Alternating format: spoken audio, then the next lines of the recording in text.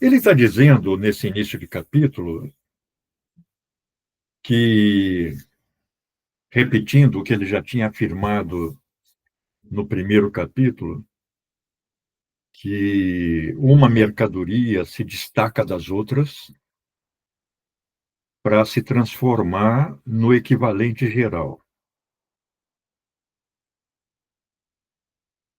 Equivalente geral é aquela mercadoria em que todas as outras mercadorias expressam o seu valor.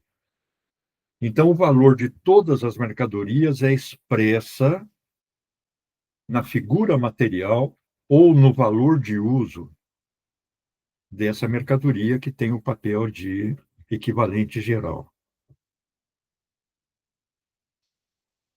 Historicamente, os metais adquirem esse papel. E adquirem esse papel pelas propriedades físicas. O Gustavo está chegando aí.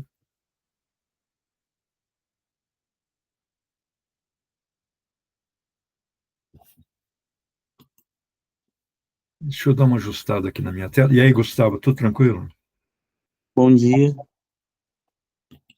Bom dia. Ou seja, os metais, e em determinadas circunstâncias também as ligas metálicas, vão apresentar as propriedades físicas mais adequadas tecnicamente para funcionarem como o equivalente geral. Porque eles são resistentes, homogêneos, facilmente divididas em partes iguais, podem também ser fundidos novamente num bloco único. Então, essa maleabilidade dos metais para servir como equivalente geral transforma historicamente os metais em dinheiro. Quer dizer, quando uma mercadoria se fixa socialmente como equivalente geral, ela se torna dinheiro.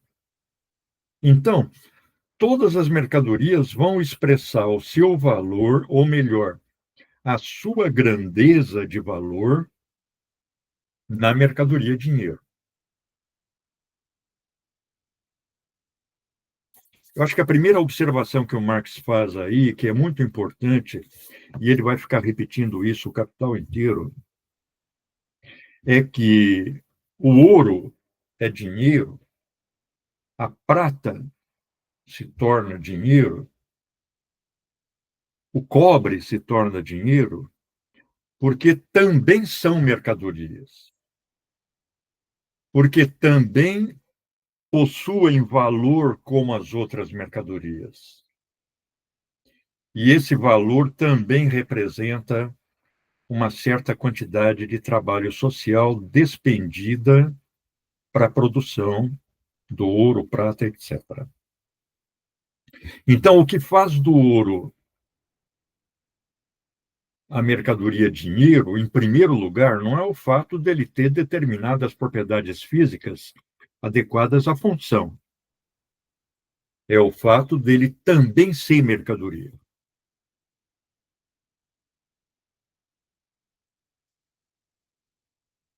Como o ouro, a prata, o cobre,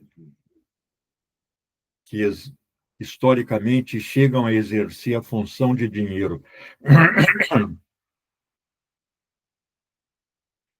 são mercadorias que dependem do tempo de trabalho para a sua produção, o valor do ouro, da prata, do cobre varia, como o valor das outras mercadorias.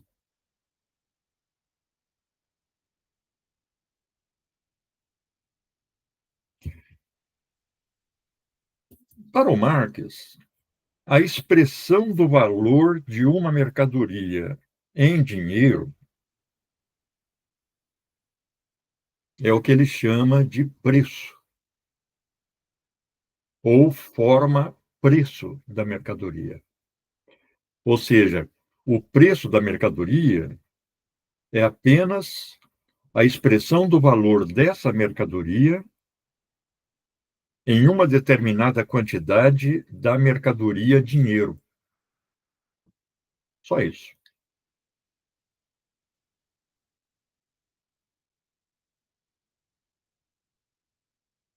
Portanto, a primeira função que o dinheiro adquire é essa função de ser medida de valores.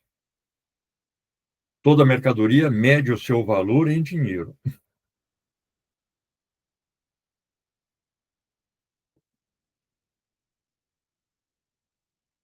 Vamos supor que o dinheiro em questão seja a libra, que é o exemplo que o Marx sempre dá porque ele morava na Inglaterra. Então, o valor do linho já não precisa mais se expressar em uma determinada quantidade de paletós, ou de café, ou de ferro. O valor do linho agora se expressa em dinheiro, ou seja, no lugar de tantos quilos de ferro, tal quantidade de paletós, etc., ele se expressa em, por exemplo, 10 metros de linho em 1 libra, ou 2 libras, ou 10 metros de linho em $1, $2, 10 metros de linho em R$ 50. Sempre lembrando que o Marx está raciocinando aí com o dinheiro na forma metálica. O dinheiro na forma de papel estava começando a se desenvolver nessa metade do século XIX, em que ele escreve o Capital. Já existe, mas ainda estava começando a se institucionalizar.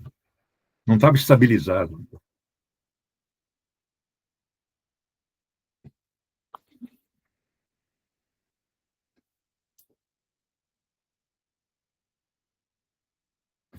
Vejam que o Marx considera que o preço, ou seja, a expressão do valor em dinheiro, é puramente ideal. Eu monto a minha barraquinha na feira e ponho lá minhas mercadorias. Maço de alface, R$ 5. Esses R$ 5 ainda são puramente imaginários. O real está sendo usado aí apenas como uma ferramenta de cálculo. Ele está sendo usado como moeda para o cálculo do preço. Algumas traduções apresentam a expressão moeda de conta.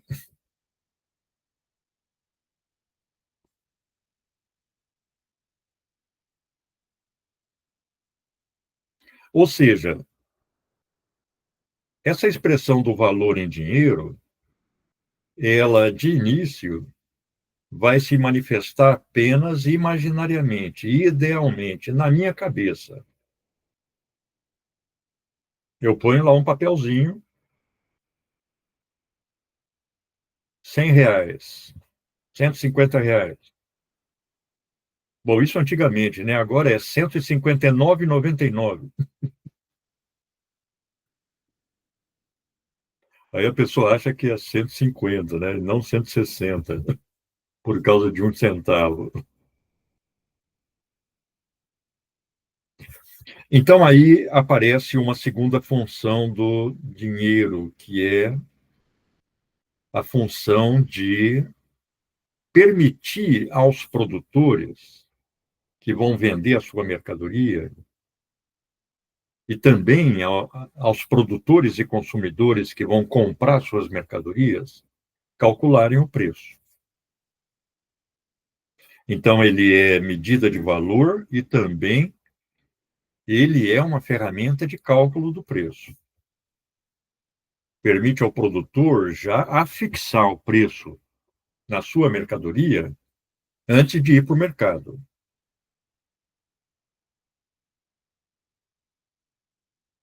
Hoje, tudo isso está tão institucionalizado que, se a gente entrar no Google aí e pôr lá preço do café, a gente vai ver uma tabela de preço, a evolução do preço do café nos últimos tempos.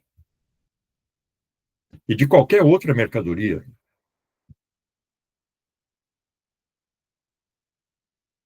Eu vejo muito em noticiários de televisão o preço da arroba de carne, de boi. Então, no Brasil, se calcula o valor do boi para o corte em arrobas. A arroba equivale a 15 quilos. Então, a gente pode calcular o preço do boi de acordo com a cotação ou preço de mercado da arroba. A saca de arroz de 60 quilos ou a saca de soja de 60 quilos.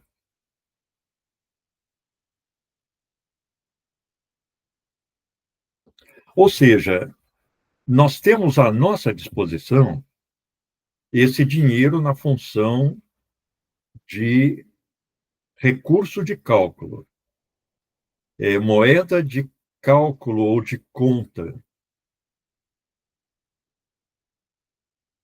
para nós calcularmos os preços.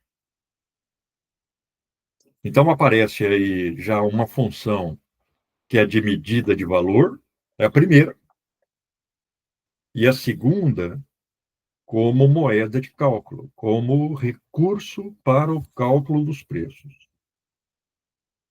Mas, para que os preços sejam calculados, o dinheiro tem que adquirir uma terceira função, que é a última que ele trata aí nessa primeira sessão, que é a função de... Aparece nas traduções como padrão de preços. A gente poderia, talvez traduzindo de uma forma mais amigável, chamar esse padrão de preço de régua de cálculo de preço, escala de cálculo de preço. Então, por exemplo, eu divido as quantidades de ouro em diferentes pesos.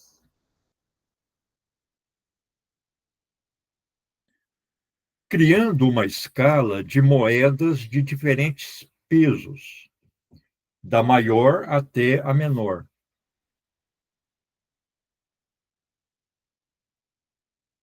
Então, vamos supor, com um determinado peso, eu crio uma moeda de 1 libra.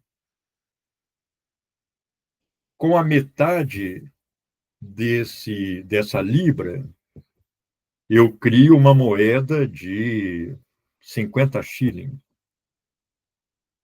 Com a metade do peso dessa moeda de 50 shillings, eu crio uma moeda de 25 shillings. E assim sucessivamente.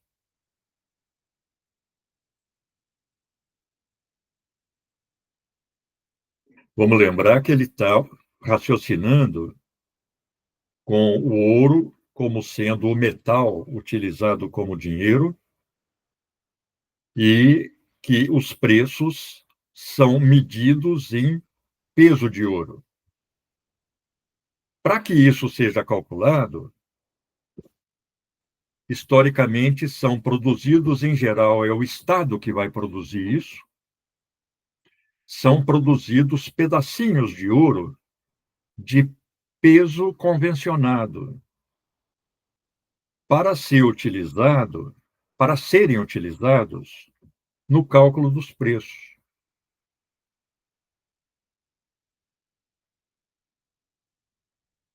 Vamos imaginar uma escala de medida de cálculo de preço em real. Então, nós temos a moeda de R$ 1. Claro, é muito diferente porque as moedas brasileiras não expressam o peso metálico do metal com que elas são cunhadas. Elas são moedas simbólicas. O Marx está fazendo o raciocínio dele inicialmente em peso metálico. Então, eu tenho uma moeda de R$ 1, uma de 50 centavos, uma de 25 centavos, uma de 10 centavos e outra de 5 centavos e outra de 1 centavo. Nós temos aí uma escala, é como se fosse uma réguazinha que nos permitem calcular os preços. Eu só preciso somar unidades dessas diferentes moedas. O que o Marx está fazendo aí é, calculando o preço a partir de pesos diferentes, de moedas com pesos de ouro diferentes. Então, se eu tenho uma moeda que tem um peso padronizado, vamos supor 1 libra de ouro,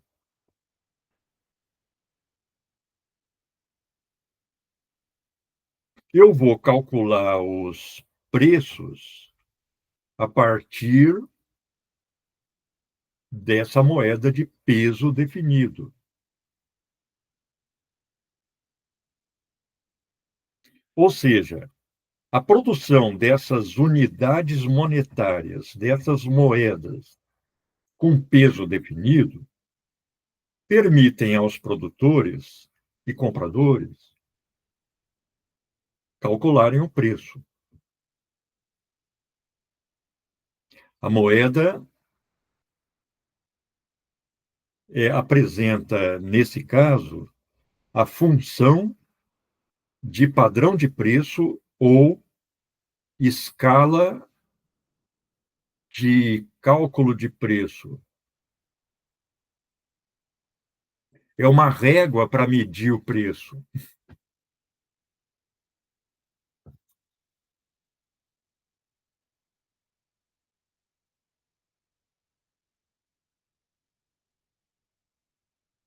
A palavra alemã, que é traduzida por padrão, é Maßstab. Maßstab é régua, é um padrão de medida,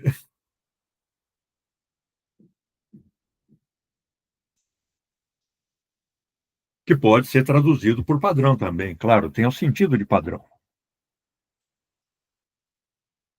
Então, os preços vão ser calculados de acordo com o peso das diferentes moedas. E aí o valor do ouro pode variar, se tornar maior ou menor, quando aumenta ou diminui a quantidade de trabalho necessária para a produção do ouro, que 1 libra de ouro vai continuar sendo 1 libra de ouro. 12 libras de ouro vão continuar sendo 12 libras de ouro. Só que agora com menor valor ou com maior valor. Deixa eu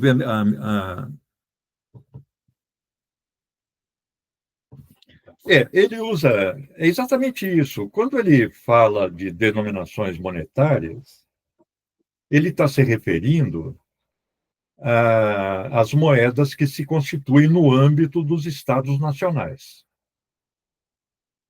Então, é o dólar, é o real, é a libra, é o rublo, é o ien.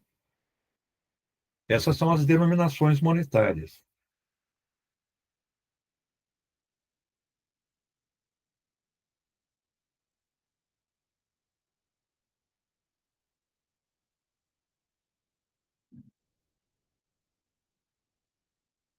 Depois, no fim do capítulo, ele vai analisar o que ele chama de moeda mundial, quer dizer, como é que é o dinheiro naquela época, quando se faz o comércio internacional.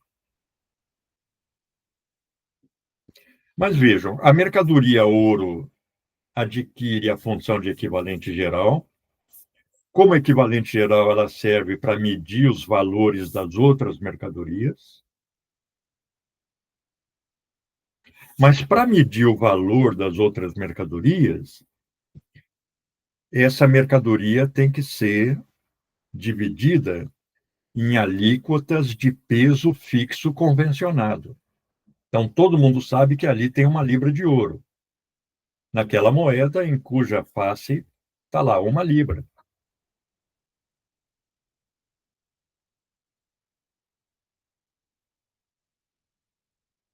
É claro que o Marx já adianta nessa seção que rapidamente as moedas vão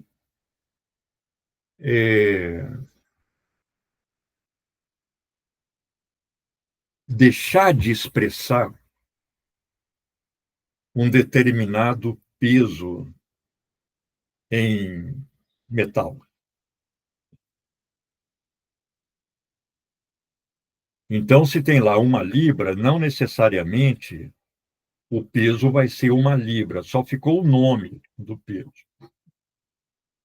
O Marx, numa notinha de rodapé, ele fala, olha, na Inglaterra, a circulação monetária se desenvolve com a prata. Então, a unidade padrão de medida era a libra de prata. Quando se cria a libra de ouro, já não se trata mais de uma libra, porque o ouro valia 15 vezes mais que a prata.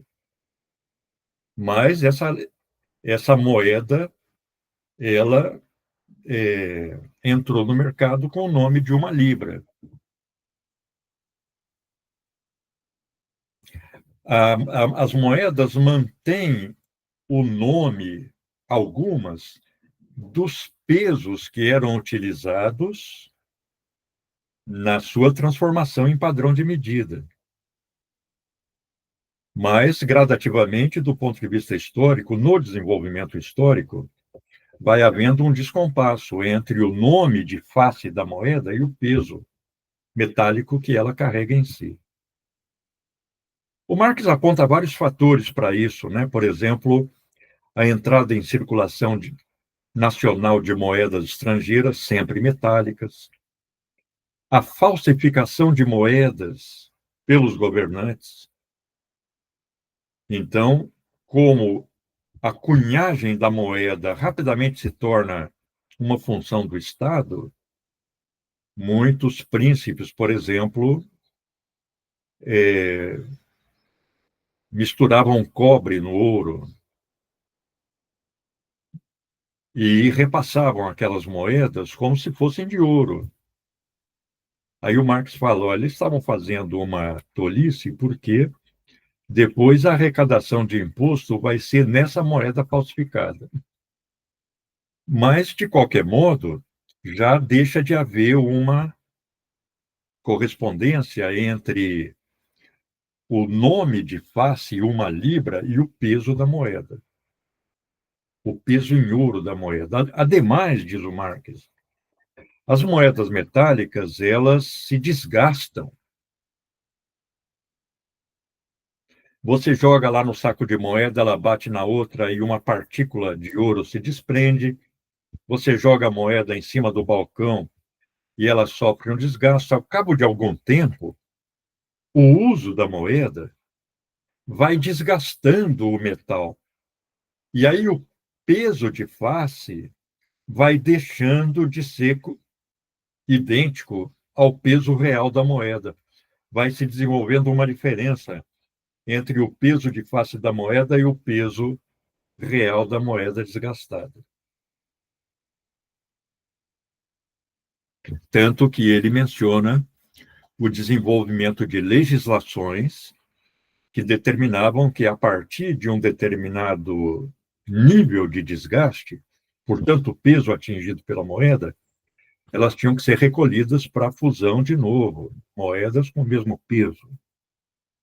De qualquer modo, a circulação do dinheiro rapidamente faz com que haja um descolamento entre o peso e a função, entre o peso de face e o peso que a moeda efetivamente carrega na sua composição.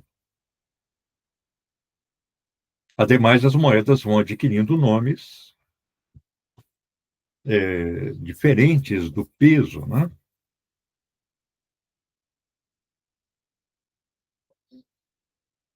É muito interessante a gente ver aquelas moedas romanas e tal, e mesmo moedas contemporâneas que, de um lado, tem um número que equivale à quantidade de metal que ela representa, de ouro, por exemplo, mas que não corresponde ao peso da moeda,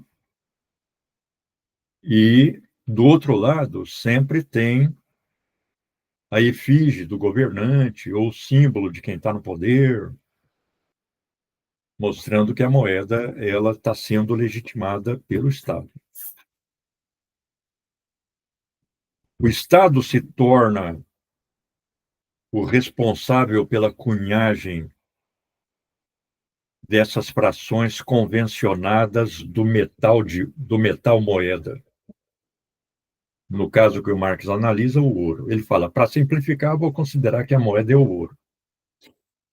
Mas a prata circula como moeda, o cobre circula como moeda, muitas vezes simultaneamente.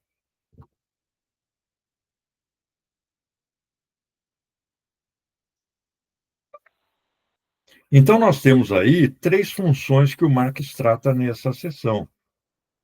A moeda como medida de valor, por ser uma mercadoria como as outras.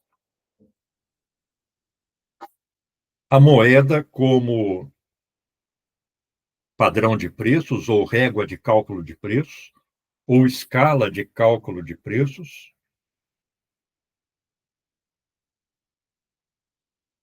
E a moeda ou dinheiro como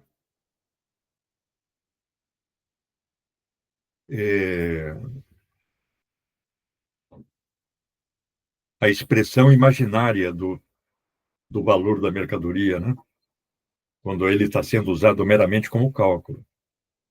No final da sessão, ele fala, mas tem uma hora que a moeda cujo preço está sendo apresentado de modo imaginário tem que se transformar em ouro. Ele cita até o Dante, né? O Marx cita com muita frequência o Dante Alighieri.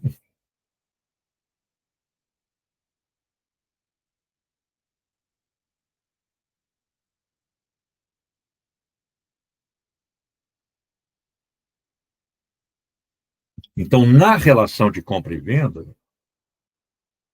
tem que aparecer a moeda real. Tem que aparecer o ouro na forma dessas alíquotas de ouro, que hoje nós chamamos de moedas, que padronizam o cálculo do preço. É só isso que ele está dizendo. É claro que o Marx, de vez em quando, ele enfeita, ele dá umas tiradas literárias, ele cita a Bíblia e cita uma passagem do Apocalipse.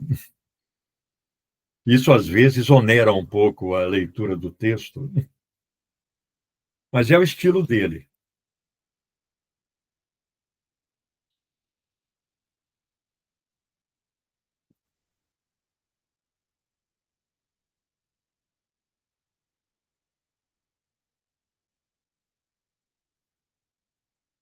Eu já tinha mencionado no nosso encontro passado, mas tanto em relação à qualidade das mercadorias quanto em relação à circulação do dinheiro,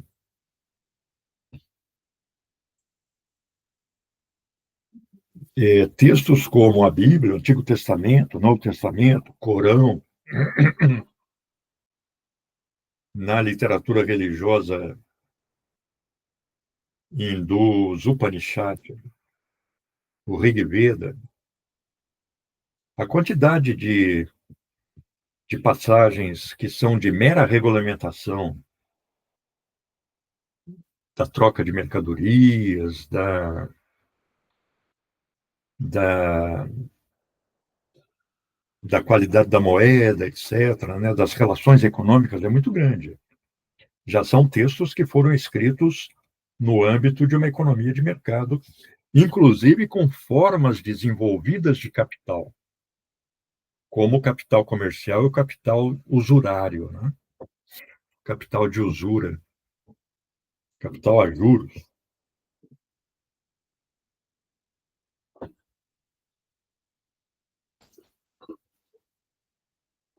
Bom, reafirmo que até agora o Marx não está utilizando para a sua exposição do papel moeda e outras formas de moeda que nós conhecemos hoje, né? Hoje nós temos no Brasil o Pix, que é uma forma de utilização do dinheiro que você dá um comando pelo celular e o pagamento é feito para outra pessoa imediatamente.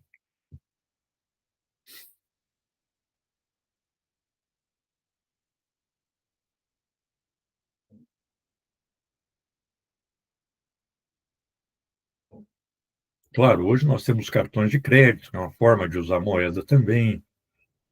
O Marx vai considerar que essa é uma função específica, né? A moeda como meio de pagamento. Quando você compra hoje para pagar daqui a um mês. O Marx já trata essa função do dinheiro. Mas, por enquanto, ele está falando só dessas funções iniciais. Mede o valor e nos permite calcular o preço. Na sua função de padrão de preços ou régua de cálculo de preços. Escala de cálculo de preços. Ele também comenta, né, sobre que algo pode ter preço sem ter valor, como a terra, porque ela não teve trabalho humano. Muito importante isso, Camille, porque você vê que aí ele está numa franja limítrofe da tese que ele está desenvolvendo sobre a função do dinheiro. Em tese, o dinheiro é uma mercadoria como qualquer outra. E o preço é a expressão do valor das mercadorias, produto do trabalho humano, na mercadoria dinheiro. Mas ele fala que, socialmente, a generalização das relações de troca e a generalização do uso do dinheiro faculta que determinados elementos que não têm valor possam ter um preço. Os exemplos que ele dá são a consciência e a honra. Então, você pode vender a sua consciência e vender a sua honra por um preço. Embora, claro, consciência e honra não tenham valor. E aí ele menciona a terra. E fala, a terra também tem preço, sem ter valor. E a terra está aí. Nós não produzimos a terra. Nós ocupamos a terra. Ela não resulta do nosso trabalho. Principalmente a terra virgem, né? A terra que está sendo ocupada agora. Mas aí, em relação à terra, ele faz uma especificação. Ele fala, devido a uma forma específica da relação de produção, no caso, a relação de produção capitalista, a terra vai adquirir um preço. E aí ele vai analisar o preço da terra nos capítulos em que ele analisa a renda da terra, no livro 3 do Capital.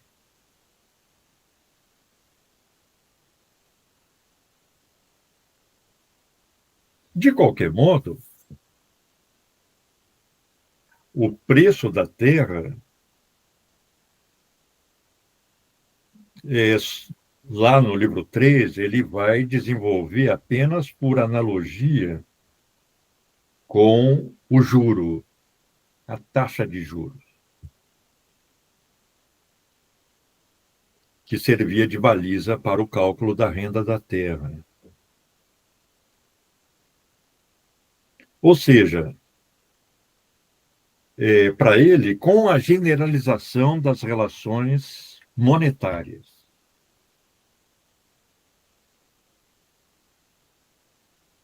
Elementos que não têm valor podem adquirir um preço. Embora entre esses elementos, ele fala aí de consciência, honra, etc., mas entre esses elementos ele desenha de maneira específica o preço da terra, porque isso vai ser uma consequência do desenvolvimento da relação capitalista de produção.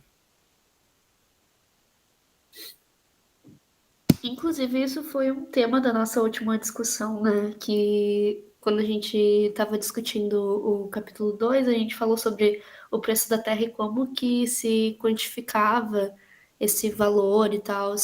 E acho que durante a leitura agora dessa primeira parte do terceiro capítulo, ele me esclareceu bastante, sabe? Como a forma preço, por ela ter justamente é uma desregularização, né? Tipo, ela não é constante entre uma quantidade da grandeza do valor e do preço, e ela acaba tendo uma contradição onde o preço ele acaba não sendo absolutamente a expressão do valor, devido a esse uso contínuo, né? Essa é uma questão muito importante que você está levantando, Vitória, porque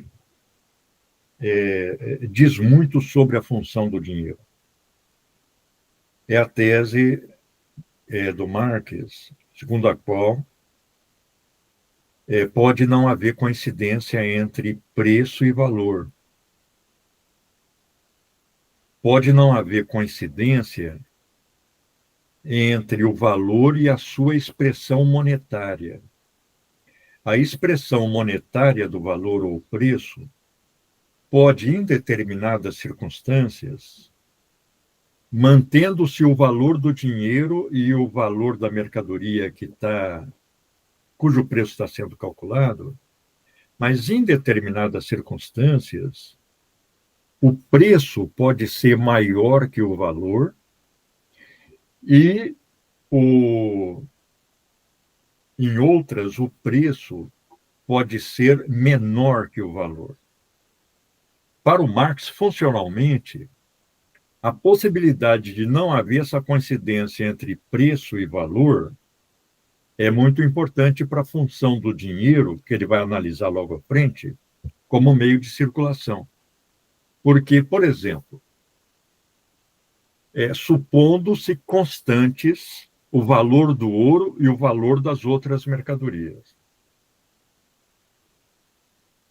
O preço pode se tornar maior do que o valor quando se produz uma quantidade daquela mercadoria em questão menor do que a que é demandada pela sociedade, menor do que a chamada demanda solvente, menor do que a demanda daqueles que podem pagar por essa mercadoria. Então, tem muita gente procurando a mercadoria, mas a quantidade dessa mercadoria no mercado é limitada. Quando isso ocorre, o preço da mercadoria aumenta, porque ocorre uma concorrência entre os compradores para comprá-la. É como se fosse um leilão. Então, com uma oferta menor do que a demanda, a tendência é o preço crescer. Mas em relação ao valor, o preço se torna maior do que o valor. Ao contrário, quando a oferta se torna maior do que a demanda, a tendência não é a concorrência entre os compradores para comprar aquela mercadoria que existe em pequena quantidade no mercado. A tendência é uma concorrência entre os vendedores, porque tem muita mercadoria para vender, mais do que a demanda solvente. Então, os vendedores rebaixam o preço das suas mercadorias para poder vendê-las. E mesmo assim, pode acontecer de uma parte das mercadorias não ser vendida. E, em geral, essa parte acaba sendo destruída. Por exemplo, é muito comum em períodos de colheita de tomate, que é um produto perecível, o volume do tomate ser maior que a demanda. Produtores não têm como vender toda aquela produção. Primeiro processo que ocorre é a queda do preço do tomate. Mas essa queda ela pode ser tão grande que nem compensa para os produtores colherem o tomate. E se já colheram, não compensa levar ao mercado.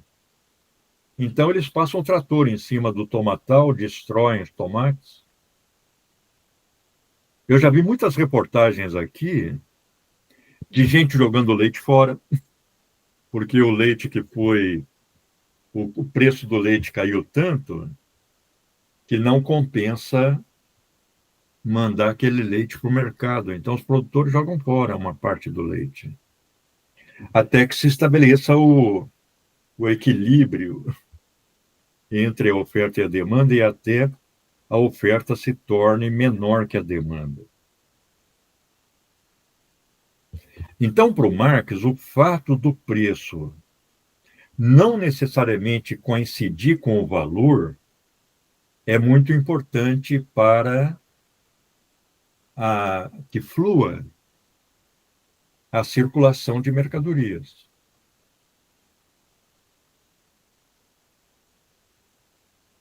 Mas, em determinadas passagens, ele fala que, no longo prazo, quando a gente soma os períodos em que o preço ficou acima do valor e os períodos em que o preço ficou abaixo do valor,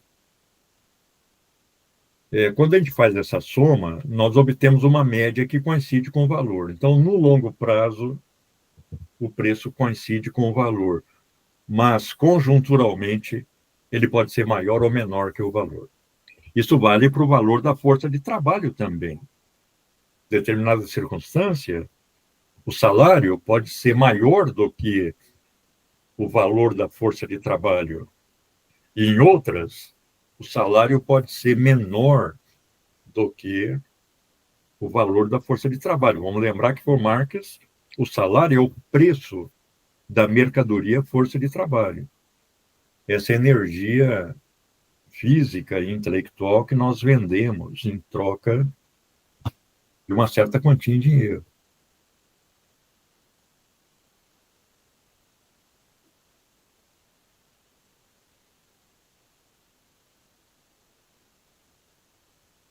Ele fala as leis de uma produção tão anárquica como a capitalista só podem ser obtidas por médias, tendencialmente.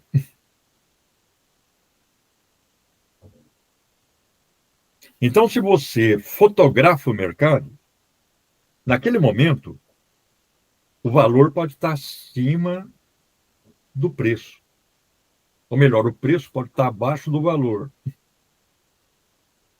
ou o preço pode estar acima do valor, não havendo essa coincidência entre a expressão monetária do valor e o próprio valor. Mas para o Marx isso é funcionalmente importante para a circulação das mercadorias.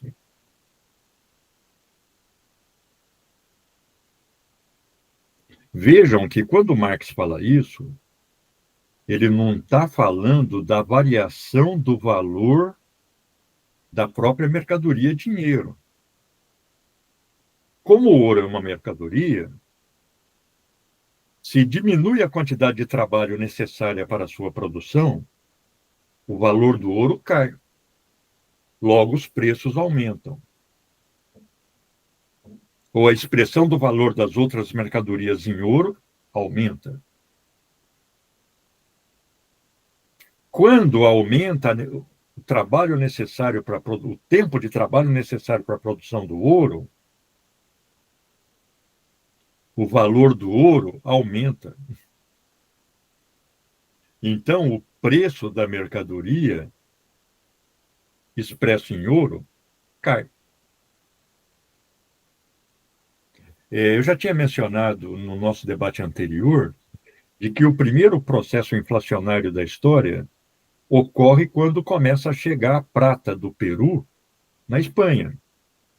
A prata do Peru, lá no século XVI, início do século XVII, é uma prata barata. Estava sendo produzida por um tempo de trabalho bem menor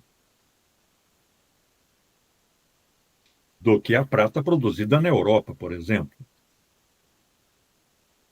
Então, aquela prata produzida num tempo de trabalho menor, 1 quilo de prata, por exemplo, ela ia entrar, entrou na Espanha, levando a um aumento dos preços, porque o metal dinheiro está com um valor menor. O Marx considera que é o primeiro processo inflacionário da história.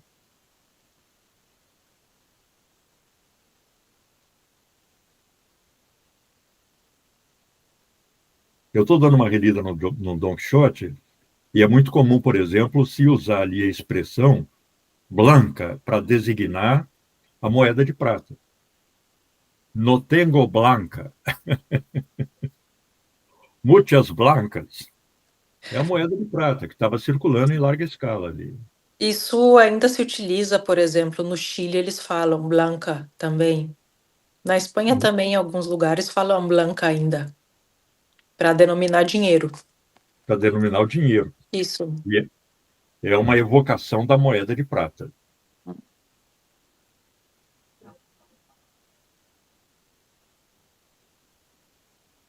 É interessante o Don Quixote porque é um livro que já registra o desenvolvimento capitalista da Espanha. Tanto o desenvolvimento do capital produtivo, principalmente na agricultura, como as relações mercantis, as relações mediadas pelo dinheiro. Embora seja uma obra de ficção, o Cervantes está trabalhando ali com a realidade espanhola, né, da época.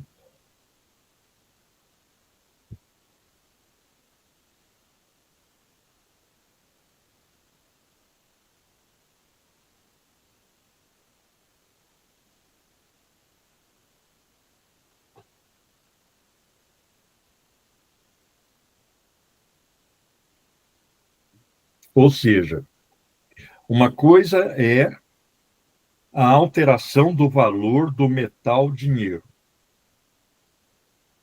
Essa alteração ocorre da mesma forma que ocorre a alteração do valor em qualquer outra mercadoria, pelo tempo de trabalho necessário para a produção do metal dinheiro. Aumenta o tempo de trabalho necessário,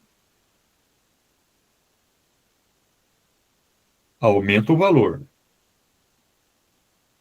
mas diminui a expressão em dinheiro do valor das outras mercadorias, ou seja, diminui o preço. E vice-versa, né?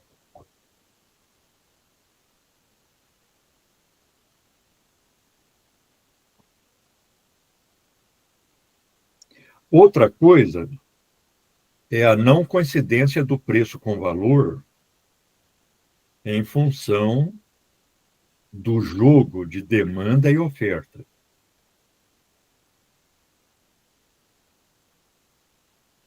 Das relações de demanda e oferta de mercadorias.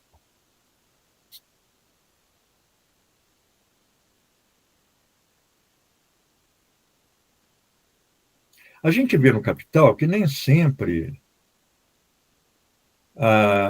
o descolamento do preço em relação ao valor decorre exclusivamente das relações de demanda e oferta. Por exemplo, o rebaixamento do salário em determinados momentos na Inglaterra era feito coercitivamente, ou por determinação dos empresários, ou por determinação de órgãos jurídicos locais ou das paróquias anglicanas, que tinham um papel de controle, como nós vamos ver em outros capítulos do Capital, sobre o gerenciamento da força de trabalho.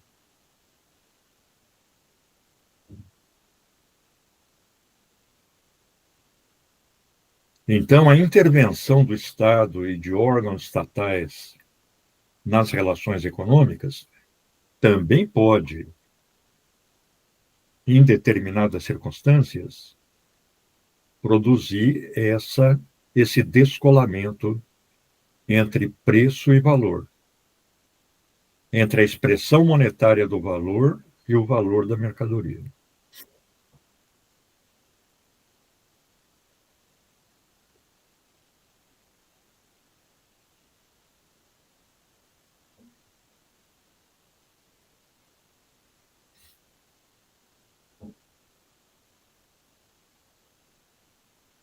Em todo o capital, para efeito de simplificação, mesmo quando se desenvolve o sistema bancário, o sistema de crédito e tal, o Marx sempre vai supor a circulação como sendo a circulação do dinheiro como sendo baseada na moeda metálica,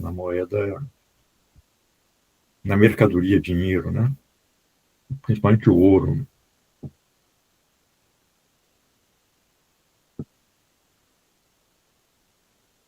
Eu acho que eu escrevi um texto sobre as funções do dinheiro, tentando ser mais didático.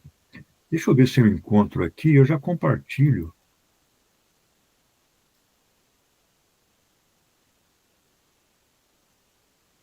Só um momento.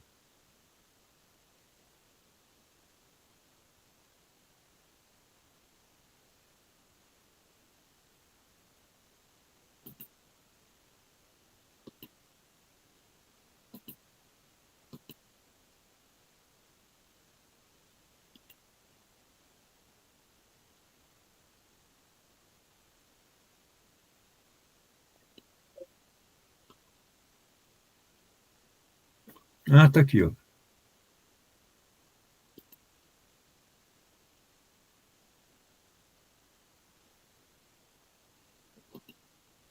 Na verdade, são 3 textos, um sobre mercadoria,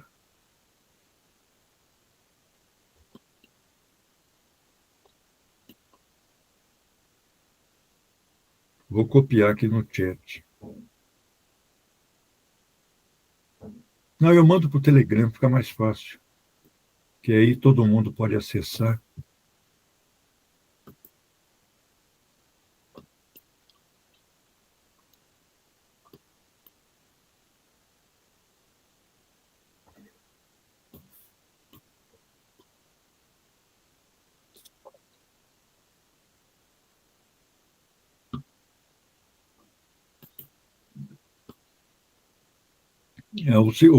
Um texto ele diz respeito também a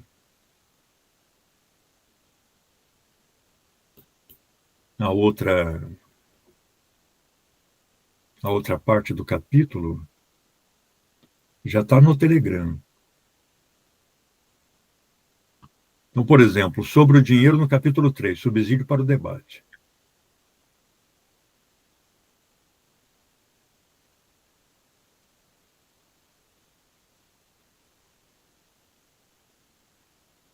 Então, eu já vou enumerando aqui as funções do dinheiro.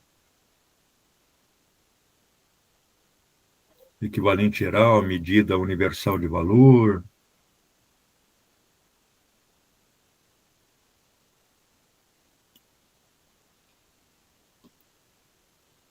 Eu preciso dar uma revisada nesses textos que eu elaborei há muito tempo e não peguei de novo.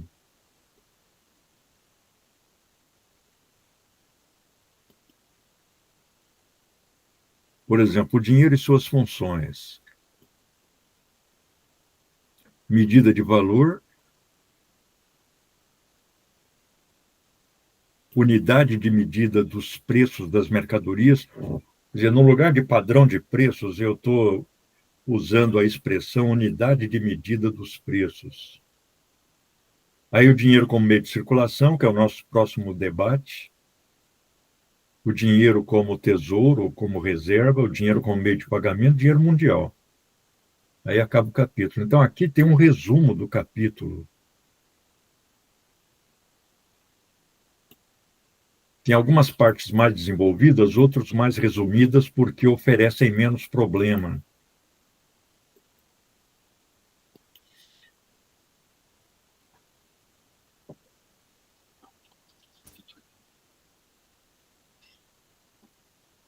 Então tá, pessoal, acho que é isso. Na próxima semana, vamos discutir o dinheiro como meio de circulação.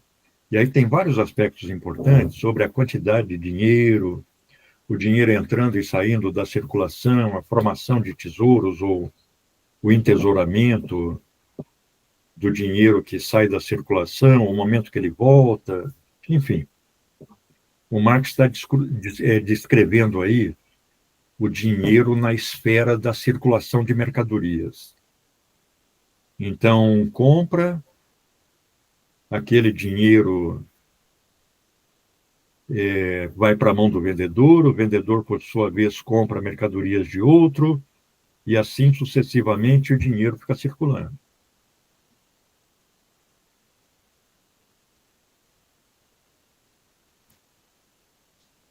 Então, tá. Alguém gostaria de levantar mais alguma questão?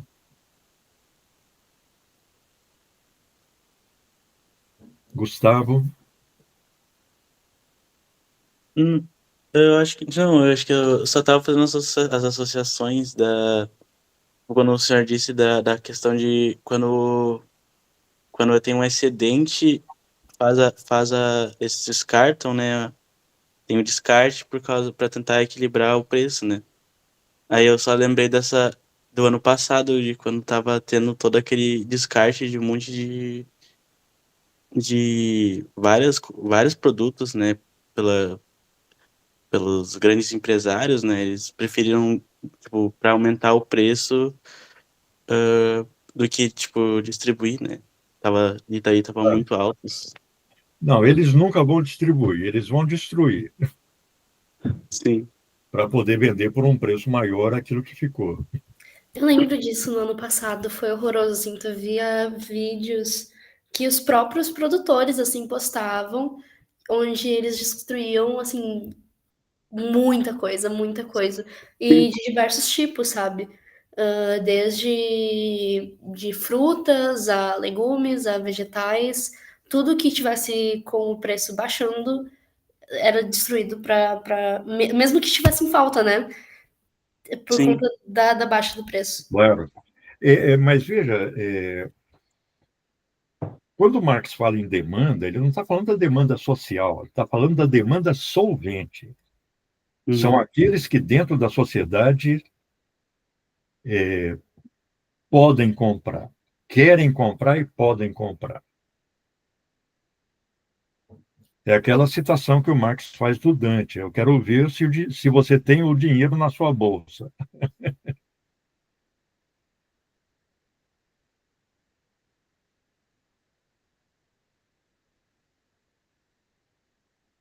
Você vê, por exemplo, na crise de 29, quando milhares de toneladas de café ficaram represadas no Porto de Santos. Aquele café foi queimado, foi jogado no mar para fazer os preços aumentarem, né? Eu tinha visto que a quantidade de café que foi queimado naquela época dava pra suprir 2 planetas Terra de café por um ano, entendeu? Pois Daí, é, uma quantidade enorme. O Marx, ele não tem assim um capítulo em que ele analisa especificamente isso, mas em várias passagens ele aborda a questão das crises de superprodução, porque para ele a produção capitalista é uma produção anárquica, em que os produtores não conhecem a demanda. Está aumentando o preço num setor do mercado, muita gente vai querer produzir aquela mercadoria. E aí se produz em excesso, uma parte da mercadoria não é vendida, os preços caem. Então, estamos tendo, na economia capitalista, o tempo todo esse fenômeno da superprodução. E aí, quando ele analisa a superprodução, ele fala, é uma coisa que épocas passadas não conseguiriam compreender, porque nós estamos destruindo não só uma grande quantidade de produtos que poderiam ser consumidos pelas pessoas, mas também meios de produção. Muitas empresas vão à falência e fecham as portas.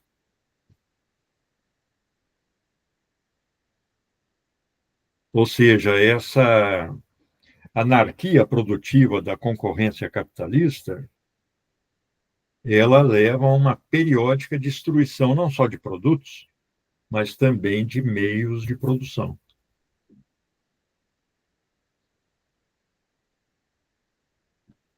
A gente vê, por exemplo, um fenômeno que se repete semanalmente e ocorre nas feiras livres, né? Nas feiras livres do Brasil, de vários lugares, eu via isso em São Paulo, vejo isso aqui.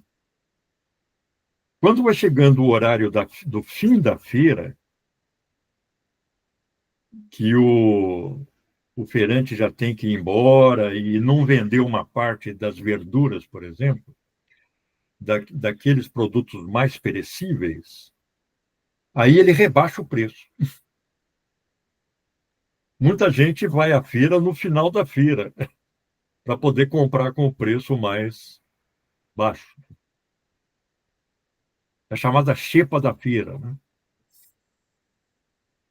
Então, claramente, ele tem ali um produto que ele não pode levar para casa. É um produto altamente perecível. Então, ele tenta vender rebaixando o preço.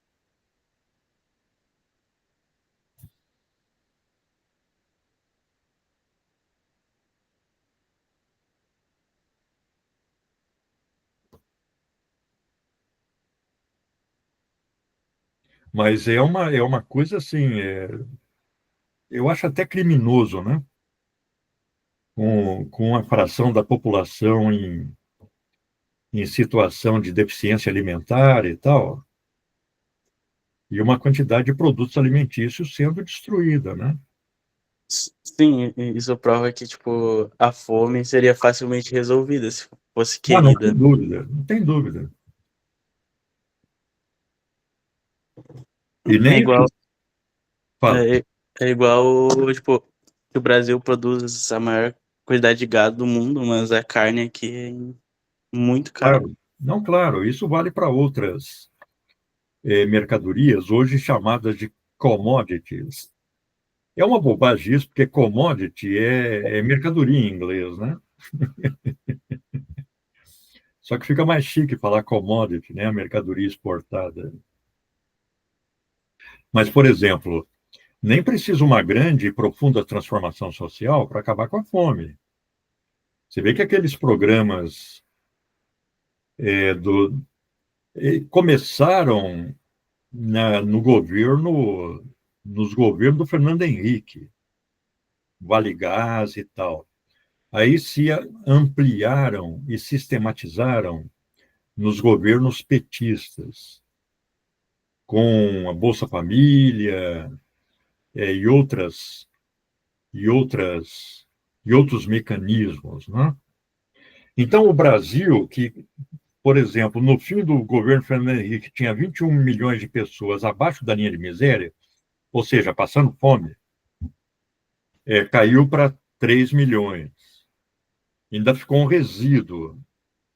É gente tão pobre que nem se inscreve nos programas sociais, não tem nem condição de se inscrever nos programas sociais. Mas aí entrou o governo Temer e o governo Bolsonaro. No fim do governo Bolsonaro, já tinha 32 milhões de pessoas de novo em situação de fome.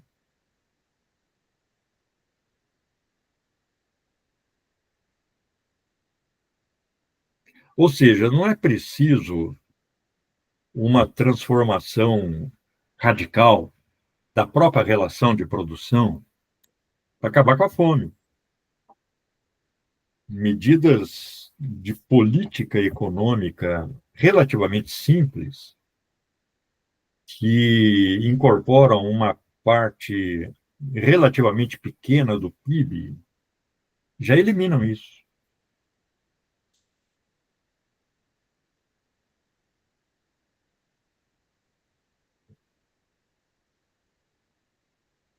E, claro, entrou o governo Lula de novo e os programas foram retomados.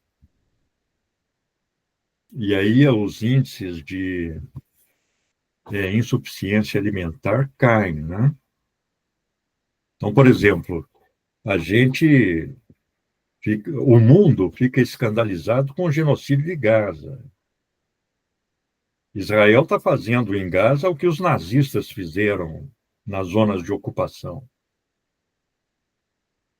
Mas a gente não percebe que a gente tem um grande campo de concentração a céu aberto no Brasil. Ele só não está cercado.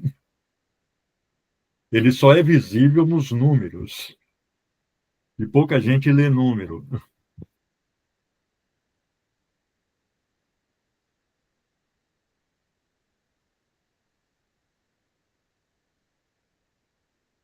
Ou seja, nós ainda temos uma quantidade significativa de pessoas que não têm o mínimo necessário para repor as calorias que queima durante o dia. Eles estão passando fome.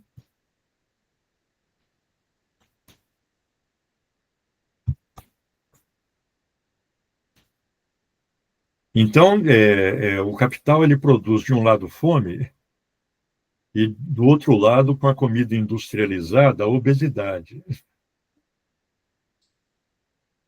A chamada fome gorda, né? É a comida industrial com poucos nutrientes, mas com muito carboidrato e tal. E é muito barato, né? Então, tipo, E muito barato, claro, não, exatamente. o que Tem faz. sido muito Desculpa. Não pode falar, Vitória. Tem sido muito discutida essa questão da alimentação, sabe? Eu tenho visto que ultimamente tem sido um tópico que está sendo bastante citado em discussões, principalmente de saúde, sobre como tu vai manter a tua população saudável e conseguindo ter um bom rendimento na sua vida em geral e conseguir aproveitar a vida e conseguir trabalhar direito e ter lazer direito se ela não consegue se alimentar de uma forma que, apesar dela repor as calorias, ela não repõe todas as outras questões que ela precisa para o corpo dela funcionar direito, né? Claro, Justamente porque esses ultraprocessados, eles são horríveis para a tua saúde e só servem mesmo para ser uma versão mais acelerada de uma alimentação, né? nós vamos ver, Vitória, que no transcorrer da leitura do Capital, essa é a questão central do livro, que é a questão da reprodução da força de trabalho, que é a questão da reprodução da classe trabalhadora, que é a questão da reprodução da estrutura de classes da sociedade. O Capital, o livro, nós estamos lendo, é sobre isso. Então, o Marx vai ter longos capítulos, longos arrazoados, longas exposições descritivas e elaborações teóricas sobre essa questão. É a reprodução da força de trabalho. Por exemplo, a gente discutia na terça-feira, a propósito aí dessa falsificação de bebidas, né, com metanol que está matando gente. No Capital, o Marx já descreve essa como uma prática crônica da produção capitalista, que é a falsificação dos produtos. Ele descreve, por exemplo, a falsificação do pão. Então, é um pão que tinha cal, que tinha lá todo tipo de coisa para aumentar o volume. E esse pão era vendido por um preço menor. Aí o trabalhador mais pobre comprava esse pão. Eu lembro também de uma época, quando, assim, eu era criança, deveria ser tipo 2010, 2012, que surgiu toda uma discussão sobre o leite estar sendo alterado, sobre... ah, eu não lembro qual que era a substância que estava sendo usada para alterar o leite. Não, até só da cáustica. Eu lembro disso, sabe? E que, nossa, foi uma grande discussão da época, foi tipo o metanol, assim, da época. A água é um clássico na adulteração do leite, né? Mas os caras estavam pondo soda cáustica para conservar, para reaproveitar um leite que já tinha ultrapassado o seu limite de validade. Então, esse é um outro capítulo da produção de mercadorias na sociedade capitalista, que é a fraude. Que é o Deus supremo da religião monoteísta do capitalista é a mais-valia, a quantidade de valor a mais que ele obtém além do capital que ele investiu. Então, se for necessário para ele fraudar a mercadoria, porque isso vai aumentar a mais-valia, vai aumentar o lucro, ele faz.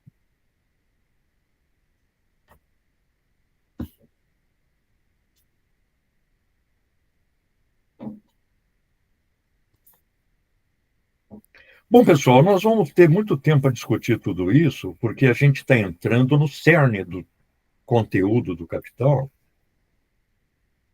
A minha sugestão é que a gente pare por aqui hoje e retome na próxima sexta. Tá certo. Eu vou saindo agora também e bom fim de semana aí para vocês, tá bom? Para você Semana também, que vem a Gabi. gente se encontra. Boa Tchau, semana. obrigada. Tchau, até Tchau, mais. tchau. Eu que agradeço.